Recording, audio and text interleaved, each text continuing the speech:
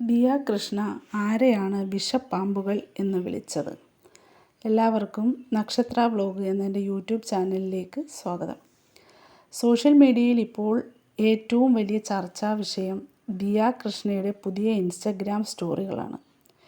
കഴിഞ്ഞ കുറച്ച് ദിവസങ്ങളായി വലിയ ദുരൂഹതയുണർത്തുന്ന പോസ്റ്റുകളാണ് ദിയ തുടർച്ചയായി ഇട്ടുകൊണ്ടിരിക്കുന്നത്. ഇത് കാണുന്ന ഏതൊരാൾക്കും ദിയയുടെ വ്യക്തിജീവിതത്തിൽ കാര്യങ്ങൾ അത്ര നോർമലല്ലെന്നും വലിയൊരു കൊടുങ്കാറ്റ് തന്നെ അവിടെ അടിക്കുന്നുണ്ടെന്നും എളുപ്പത്തിൽ ഊഹിച്ചെടുക്കാൻ കഴിയും. തൻ്റെ ആദ്യത്തെ സ്റ്റോറിയിൽ വളരെ രൂക്ഷമായ ഭാഷയിലാണ് ദിയ പ്രതികരിച്ചിരിക്കുന്നത്. ഭാര്യ ഭർത്താക്കന്മാർക്കിടയിൽ പ്രശ്നങ്ങൾ സൃഷ്ടിക്കാനും അവരെ തമ്മിൽ അകറ്റാനും ശ്രമിക്കുന്നവരെ അസൽ വിഷപ്പാമ്പുകൾ എന്നാണ് ദിയ വിശേഷിപ്പിക്കുന്നത്. ഇത് ലക്ഷ്യം വയ്ക്കുന്നത് ആരെയാണെന്നത് വലിയൊരു ചോദ്യചിഹ്നമായി അവശേഷിക്കുന്നു. തുടർന്നുള്ള പോസ്റ്റുകളിൽ കുടുംബങ്ങൾക്കുള്ളിൽ നടക്കുന്ന മാനസികവും ശാരീരികവുമായ പ്രശ്നങ്ങളെക്കുറിച്ചുള്ള ഞെട്ടിക്കുന്ന ഒരു ചാർട്ട് തന്നെയാണ് ദിയ നൽകുന്നത്. അതിൽ ഒന്നാമത്തേത് സാമ്പത്തികമായി അപഹരിക്കുകയോ അസഭ്യം പറയുക, ശാരീരികമായി ഉപദ്രവിക്കുക തുടങ്ങിയ ഗുരുതരമായ കാര്യങ്ങളാണ്.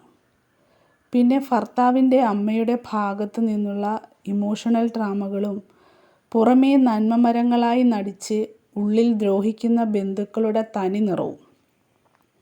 വളരെ പ്രധാനപ്പെട്ട വേറൊരു കാര്യം, സ്വന്തം അന്തസ്സ് തകർക്കപ്പെടുമ്പോഴും പങ്കാളി ഒന്നും മിണ്ടാതെ കാഴ്ചക്കാരനായി നിൽക്കുന്ന ഗതികേടിനെക്കുറിച്ചാണ് എടുത്തു പറയേണ്ടത്.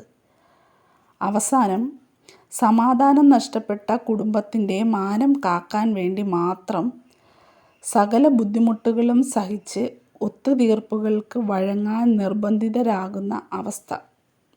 ഇങ്ങനെയെല്ലാമാണ് ഇൻസ്റ്റഗ്രാമിൽ പോസ്റ്റ് ചെയ്തിട്ടുള്ളത്. ഇതിലൂടെയെല്ലാം നമുക്ക് മനസ്സിലാകുന്നത് ദിയയുടെ വ്യക്തിജീവിതത്തിൽ വലിയ എന്തോ താളപ്പിഴകൾ സംഭവിച്ചിട്ടുണ്ട് എന്നാണ്. ഭർത്തൃ വീട്ടുകാരുമായി എന്തെങ്കിലും പ്രശ്നങ്ങൾ ആരംഭിച്ചതാണോ അതോ മറ്റെന്തെങ്കിലും പ്രതിസന്ധിയാണോ എന്ന് ഇപ്പോൾ ഉറപ്പിച്ച് പറയാനാകില്ല. എല്ലാ ദുരൂഹതകളും മാറി യഥാർത്ഥത്തിൽ എന്താണ് സംഭവിച്ചത് എന്ന് ദിയ തന്നെ തുറന്നു പറയുന്ന ദിവസത്തിനായി കാത്തിരിക്കുകയാണ് ആരാധകർ. എന്തായാലും വരും ദിവസങ്ങളിൽ കൂടുതൽ വെളിപ്പെടുത്തലുകൾ പുറത്തു വരുമെന്ന് തന്നെ നമുക്ക് പ്രതീക്ഷിക്കാം. ഈ വിഷയത്തെക്കുറിച്ചുള്ള നിങ്ങളുടെ അഭിപ്രായം എന്താണെന്ന് കമൻറ്റായിട്ട് രേഖപ്പെടുത്തണം കേട്ടോ. പിന്നെ വീഡിയോ ഇഷ്ടമായെങ്കിൽ സബ്സ്ക്രൈബ് ചെയ്യുകയും ലൈക്ക് ചെയ്യുകയും കമൻറ്റ് ചെയ്യുകയും വേണം.